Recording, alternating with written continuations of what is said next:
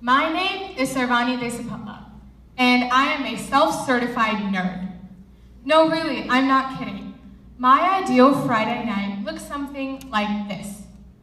Me, in pajamas, curled up in bed with a steaming cup of tea, and a book, preferably something on the creation of the universe, or something that allows me to explore the intricacies of the beautiful world of Harry Potter.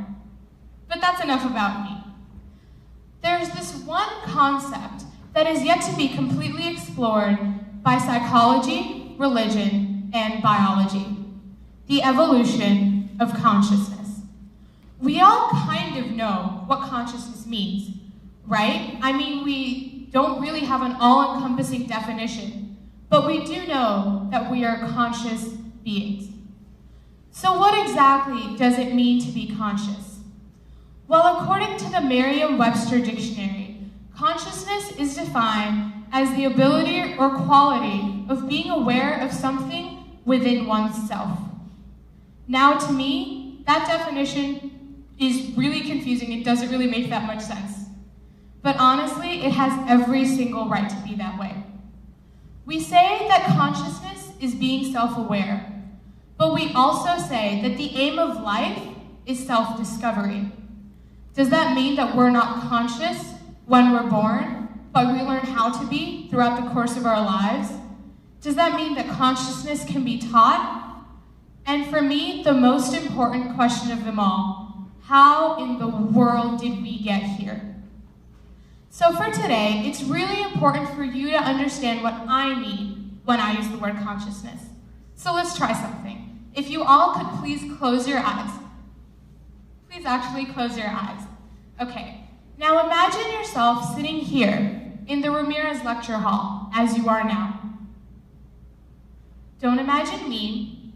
Don't imagine the person sitting next to you. Just imagine yourself. Now you may open your eyes. That wasn't that hard, was it? Anyone? No? Okay, great. The ability to separate yourself from the objects around you is an integral part of being conscious. So when did that transition happen? When did the transition from thinking of yourself as a part of society to thinking of yourself as an individual with your own unique thoughts and emotions happen? Fish move as a pack, and even in humans, there's what sociologists call the mob mentality. But as a society, we also celebrate individualism. So when did this transition happen?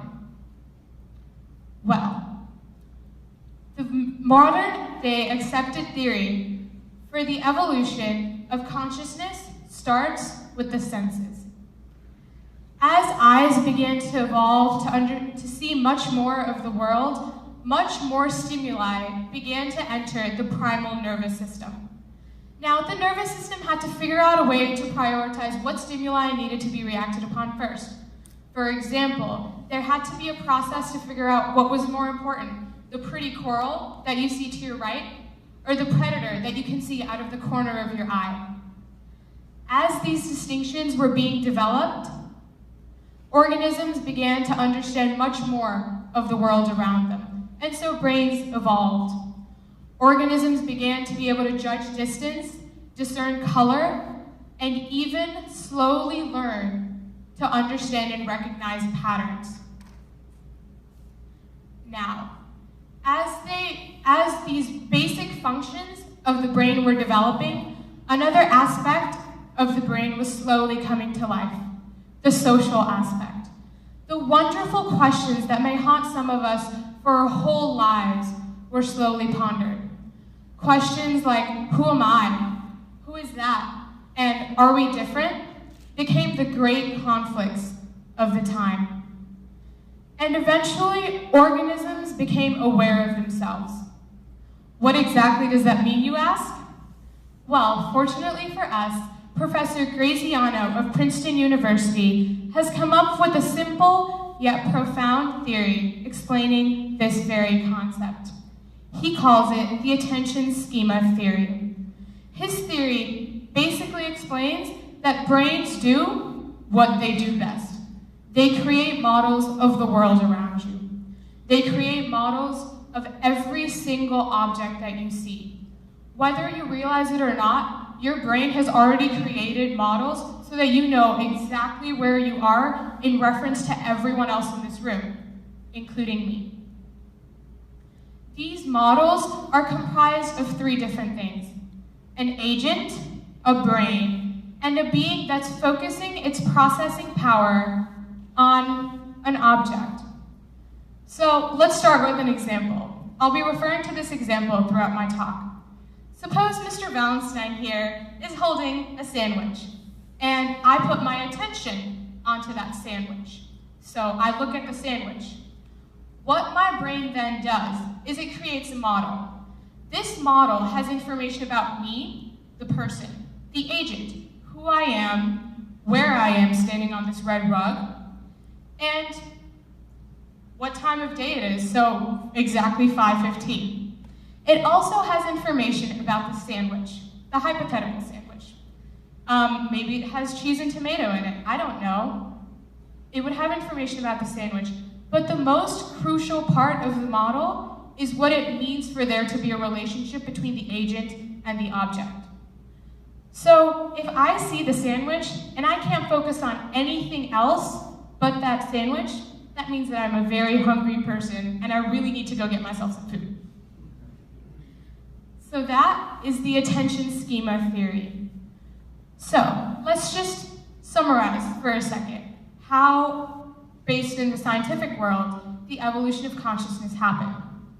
Eyes began to develop, so more stimuli. The nervous system had to have ways to prioritize.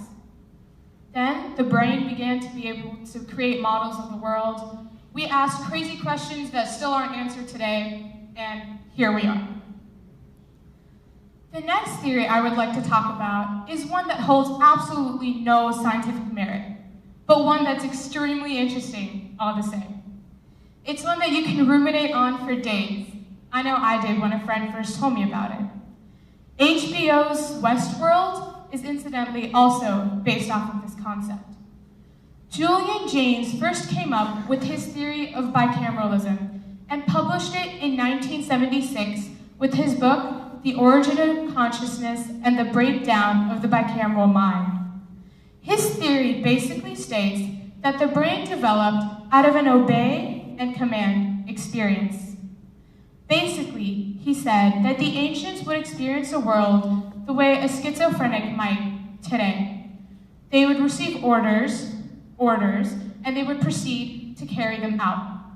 He explained that the ancients might have thought that these voices were the gods speaking to them, and that's how religion was born. He cites the Iliad and the Odyssey as his examples, stating that the characters became more introspective as time went on. And that's the theory of bicameralism, obey and command. He said that slowly, people recognized that that voice was just intuition. I would like to wrap up my talk by briefly talking about the Oriental philosophy of consciousness.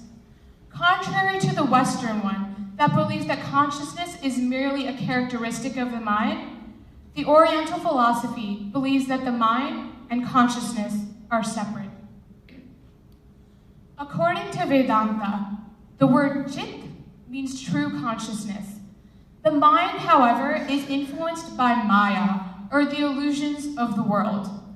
Chit is above Maya in that it keeps you aware of the world, but yet you are not attached to it. Being mindful is being aware of this consciousness and thus liberating yourself from Maya. Hindus also implicitly believe that every single human being is conscious. By our way of greeting, namaste. The word namaste means the divine or the consciousness in me recognizes and respects the consciousness in you. These three theories that I have talked about are just a tiny window into what the world's greatest scientists and cultures have theorized about a concept that we still don't fully understand. But we're getting there. So, that brings me to the next part of my talk. I'm kidding. I'm gonna get off now. I'm gonna walk away. But I hope I've made you all a little more self-conscious. In a good way, of course. The consciousness in me recognizes the consciousness in every single one of you. Namaste, thank you, and have a great evening.